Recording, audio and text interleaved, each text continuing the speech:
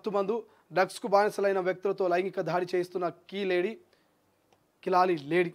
ఓ బాలిక పేరెంట్స్ ఫిర్యాదుతో వెలుగులోకి వచ్చిన ఇన్సిడెంట్. పోలీసులు అదుపులో నిందితురాలు మిల్స్ కాలనీ పోలీస్ స్టేషన్లో పరిధిలో ఘటనట. వరంగల్లో మహిళా కిరాతక చర్య వెలుగులోకి వచ్చింది. పాఠశాలకు వెళ్లి బాలికలకు మత్తు పదార్థాలు ఇచ్చి కిడ్నాప్ చేయించింది. ముఠా వ్యక్తులతో వారిపై లైంగిక దాడి చేయించి అనంతరం బాలికను పాఠశాల వద్ద విడిచిపెట్టింది. ఈ క్రమంలో బాలిక మిస్సింగ్ కావడంతో ఆమె తల్లిదండ్రులు పోలీస్ స్టేషన్లో ఫిర్యాదు చేశారు. బాలిక చెప్పిన వివరాల ప్రకారం విచారణ చేపట్టిన పోలీసులు కిలాడి లేడీని అదుపులోకి తీసుకున్నట్టుగా తెలిసింది.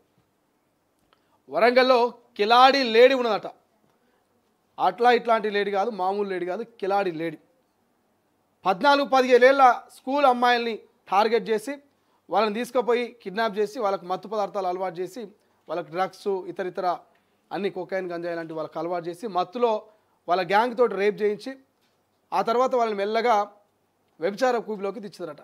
ఇట్లనే ఒక అమ్మాయిని వాళ్ళు కిడ్నాప్ చేసి మత్తు పదార్థాలు ఇచ్చి రేప్ చేసి స్కూల్ దగ్గర వదిలేసిపోయారట. సో స్కూల్ దగ్గర వదిలేసిపోయినటువంటి అమ్మాయి మిస్సింగ్ అయిందని ఆ పేరెంట్స్ కంప్లైంట్ చేస్తే పోలీసులకు ఆ బాలిక చెప్పినటువంటి వివరాలు చూసి పోలీసులు షాక్ అయ్యారట. సో అమ్మాయి ఇచ్చినటువంటి ఇన్ఫర్మేషన్ తోటి ఆ కిలాడిని ఆ లేడీని పట్టుకున్నారట. సో ఒక్కసారి మహిళలు అమ్మాయిలు ఆలోచించాలి. ఎట్టి పరిస్థితులను కూడా ఎవరిని నమ్మొద్దు.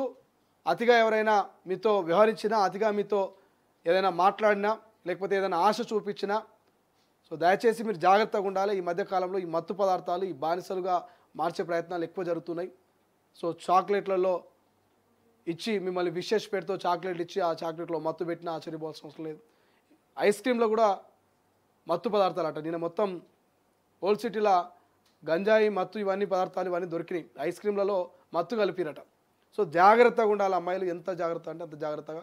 మీ పక్కన వాళ్ళను కూడా ఒక్కోసారి నమ్మొద్దు. ఇంట్లో వాళ్ళను కూడా కొన్ని సందర్భాల్లో నమ్మకపోయినా మంచిది.